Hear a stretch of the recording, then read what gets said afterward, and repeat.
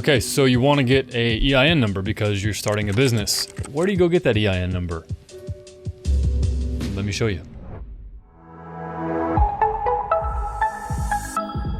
Hey everyone, welcome to the channel. My name is Don Felker. For those of you that are unfamiliar with who I am, I'm a software developer and freelancer based in the United States. And on this channel, I help you start, survive, and thrive in the world of freelancing and consulting. And today we're going to talk about something which you can use in freelancing, but you can also use in your day-to-day businesses. If you want to start a side hustle, you want to develop a startup, you want to bootstrap something, maybe you're starting your own little baking company and you want to set up your company. One of the things you're going to need is an EIN number. What the EIN number stands for is Employer Identification Number. You can think of this as just like a social security number for your business. Now, this only applies here in the United States of America. So if you're not watching this from the US, probably is not going to apply. However, if you're going to be starting a business in the United States, you will need an EIN number. An EIN number is going to allow your company to operate as its own entity. So this means you can open up a bank account, you'll then need to file taxes with it and so forth. So how do you go about getting an EIN number?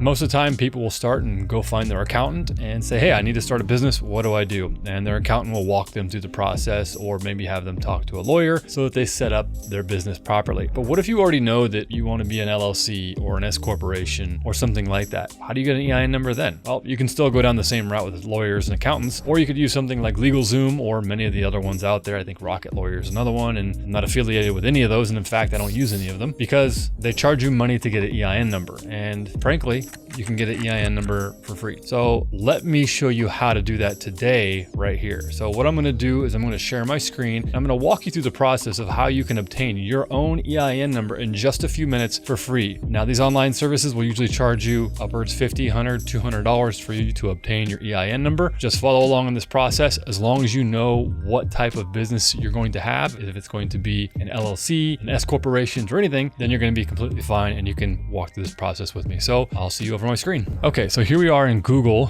and we're looking at the screen, and all I've done is Google how to get an EIN, and we can skip all the ads here. Just look for the ad thing here. And then what we'll see here is apply for employer identification number, EIN online. And we'll know this is the website when it's the irs.gov site. And we're gonna come here and it's gonna ask for our employer how to set up an employer identification number. There are hours of operation with this. You know, how do you determine if you can get one? Well, they say right here, you have to make sure that you're a taxpayer, you have a social security number, an ITIN or an EIN. So make sure you do have one of those. If you're a resident, of course, you're gonna have a social security number. And then of course, it says you can only get one EIN per day. I imagine there's people that open many for whatever reasons, but we don't need to do that. We're just getting one. So you have to complete this application in one session, which is understandable. It's a very short application. We'll go through it in a couple of minutes and then you'll submit your application. Now, one caveat, I am not going to submit the application. I'm going to skip the last step. So you're not actually going to see the last step, because if I go through that last step, it'll actually give me an employer identification number. And then I'll have a whole hassle on my hands of having to shut down a company with the federal government. But I'm going to walk you through all the steps of what you need to do to get your own EIN number. And then at that point, you'll have the EIN and you can go and make sure you're set up with your state too, because there's two steps to this when you're setting up a business.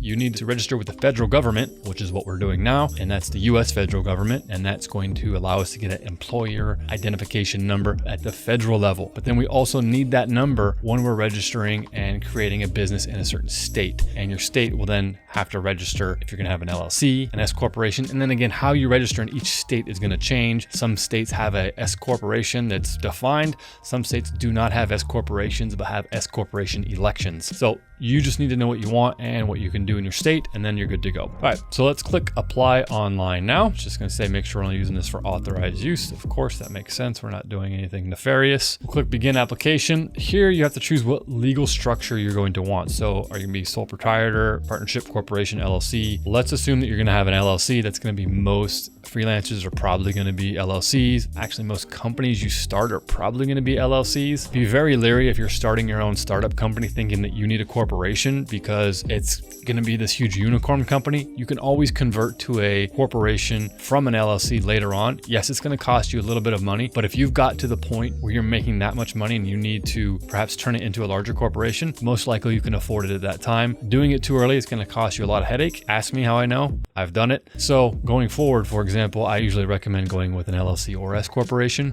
So let's just select LLC.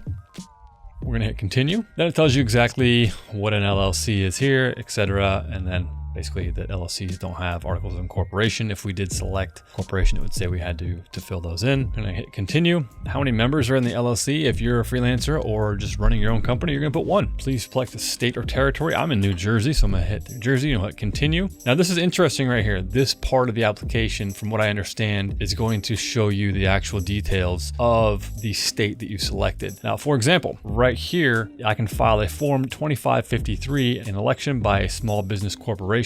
What this means is in certain states such as New Jersey, there's no S corporation at a state level. There's corporations and then there's LLCs. And so if you wanted to have an S corporation, you would file it as an LLC at the state level. And then you would also need to make sure you're filling out a form 2553 to then elect to be a S corporation. Now there's a bunch, I'm glazing over all kinds of details at a 30,000 foot view here. So talk to your lawyer, whoever's helping you set up your business. But if you already know it's LLC, whatever.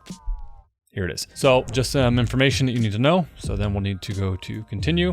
What's the reason why you need an EIN is the next question. That's pretty simple. We're starting a new business. That's almost all of the reasons here. So we'll hit continue. And then you're gonna need to plug in some personal details. So this will need to be correct. If you don't provide this correctly, you will get locked out of this and won't be able to apply. So you have to make sure that you're providing your correct identification number here. So I'm going to actually blur this out because I don't want you knowing my social security number. And then you're gonna choose one. Am I an owner? Am I a third party? Here you are an owner. So select that, we'll hit continue. Again, if that information is incorrect, it will stop the application right there. I tried this earlier to see if I could plug in a test username and a test like a fake social security number. Like social security numbers that start with 000 are just invalid. So I just tried that and then immediately it locked me out. So you gotta make sure you're careful there. You wanna plug in your physical address here. And this says here, don't enter your PO box. So I'm gonna go ahead and plug that in, but blur it out. Here we go. Plugging in my details. And then you also need to provide your phone number. And then you can select if you wanted to have different mailing address. Now here, I am not going to continue on past this point, but this is where I might plug in some information here. Now I might provide, if I wanted to call something like Don's Consulting, I could say Don's Consulting LLC. Maybe you wanted to give it a really fun name. It could be, Playground Consulting. I have no idea if this is valid or not. What I mean by that is I don't know if this name is taken in the state. So whatever your name of your LLC, now it must match the articles of organization if you have to file them, as it states here. So you can just fill that in. That's required. That's gonna be the name of your business. So you need to have your name of your business before you start this. You need to put the county here, that's Monmouth County where I'm at, the state territory of where everything will be filed. So in that case, it would be New Jersey in this case. Now you can go different states. That just complicates everything. I'm not gonna get into that here. And then when did you start it? So if you're just starting it this month, you're gonna choose now. So at the time of this recording, it is July of 2021. Now, what I could do here is I could hit continue if this was filled in. And as long as everything is correct, I think there might be one confirmation screen just to double check it. I don't want to click it just in case that's changed, because in the past I have been delivered a EIN not knowing it was going to happen right away. I mean, it's what I wanted, so it wasn't a big deal. But here I don't want to actually create an EIN with the government. But after you fill this information out, you can hit continue, and then there might be a confirmation screen. Just verify the information is correct and then hit the submit button at that point. It'll take a few seconds, and then what will be presented to you on the screen is a brand new employer identification number.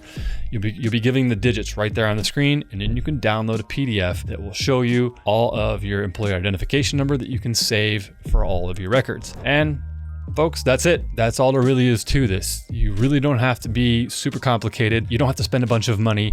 It's real easy. Just Google how to open an EIN number, walk through the steps, and that's it. I hope that helps save you a little bit of money and save you a little bit of time, and hopefully you've started your business now. I'll catch you in the next video.